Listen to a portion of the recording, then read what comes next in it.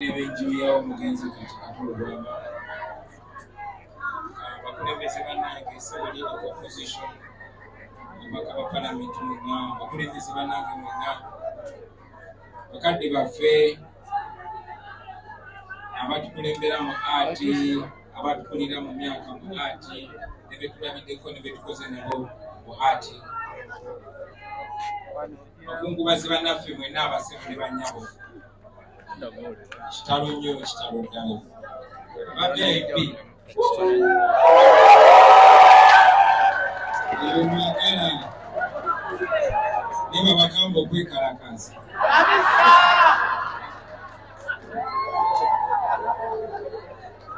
njagala okubeebaza baganda bange mwenna olw'ekitiibwa kimuwadde munnaffe Kato Lubwama okumukungubagira mu kitiibwa ne mukwano okusingira ddala ssebo Honorable Nsireko njagala okwebaza obambadde ngoberera endabya emikolo gwe omu ku mikwano gya Kato abagiri mijambo webale nnyo webalire ddala mulaga mukwano. Baganda bange olwaleero nzize wano mu lw'enju yange n'abantu bange ne baganda bange okutuusa okubagiza n'okusaasira eri nnamwandu abaana n'ab'enju ya muganda waffe Kato Lubwama. Eggwanga lifiiriddwa, entertainment industry efiiriddwa, Obuganda bufiiriddwa n'oluuyi oluvuganya gavumenti oba olwanira enkyukakyuka lufiiriddwa. Nze nno Kato nabadde kyali wange nnyo naye abadde kyali waffe ffenna as a family, ate mu ngeri nnyingi nnyo bwenzira mu art nesanga family member nga tuli wamu. Bwe twali mu parliament ey'ekumi twali ffenna era twakwatagana nnyo mu period yatogikwatako. Bodda mu mikwano gyange egisinga mikwano gya Kato Lubwama mubalabye nga baboogerako babigirwa bawayiswa naawe ketuba wano mwana naye that was Kato. Ladies and gentlemen, eggwanga lifiiriddwa omusajja omuyiiya aplayinze role ye ey'amaanyi ennyo.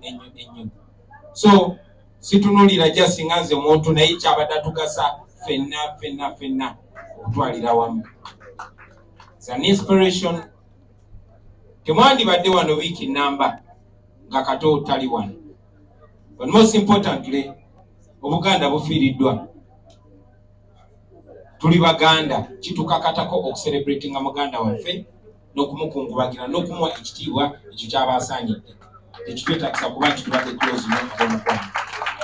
Kale nno ntuusa okusaasira kwange ku lwa bannange, ntuusa n'okusaasira kw'obwana bwa Nuupu ng'omugenzi bw'abadde atera okuyita okusaagirira. Baganda bange tulina ebitugatta bingi nnyo okusinga ebitwawula. Bingi nnyo. Babyogeddeko nti kati wano wetusinkanira wesobola okuyitira Honorable Nsireko Menton Prince. Mwetusobola okufunira omukisa kuba Nsireko oyo naye mwana mulinako ennugu. Naye tuli baaluganda, tuli baana bawamu. So ebiseera nga bino twebaza Katonda nti tukyalina culture eyo etubringinga together ng'abooluganda. So meya tukwaniriza nnyo. So tufiiriddwa mutulaba bwe muba mwetegereza basebo ne bannyabo newankubadde batera okwagala ennyo otufuula abantu ab'okuzannya obuzannyi. Naye nze nali sinaba nagenda mu nsonga z'abakulembeze nga Kato Lubwama gyali. Olwo generation yange yalowooza nti ate erina kyerina okuteekawo ekyobusungu si byakusaaga busaazi. Era bwe twatandikira oluyombo ne Kato twali mu parliament nkubagana eno n'obusajja Nsireko bamukutte mbadde Kato ali mu kuzina mazina. Akanekukyaliku stories. Gaba omanyi naye nga bwatyo badde mukagaba nga twekisinga bwe tutyo.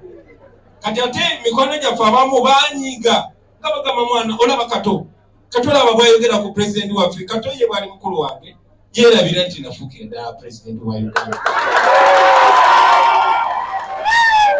Nasiganga kyali tezalawo era nga bagambe nga leeta mukwano era nga wabawo ebiseera biri important nga out of the camera tukwatagana Honorable Nsereko ajja kuneemirira ogule basemba okulongoosa muganda waffe Kato Lubwama nagenda ne road mayor ku ddwaliro lya Metropole ne tukyalira Kato Lubwama n'ebyo nga si bya kamera kuba kitukakatako nkakasa n'ebyabadde yekyanga-kyangaawo nga nafunye obuzibu era yeyandisooseewaawo ne bannanga abalala kubanga kitukakatako nekiri important tuzimbe eyo culture tugiyigirize n'abaana bamenye nti tulina okuwangana ebitiibwa ne bwe tuba tusaaga tulage ekifaananyi eky'omukwano kubanga ebintu bingi nnyo bye tukola babigoberera ebya siriyasi. So mu kaseera kano jagadde mu ngeri ey'enjawulo famire ya Kato Lubwama bannange mbasaasire naye muganda wange Kato lwaleero nga tukusiibula jagadde omanye nti sikulina nkombwa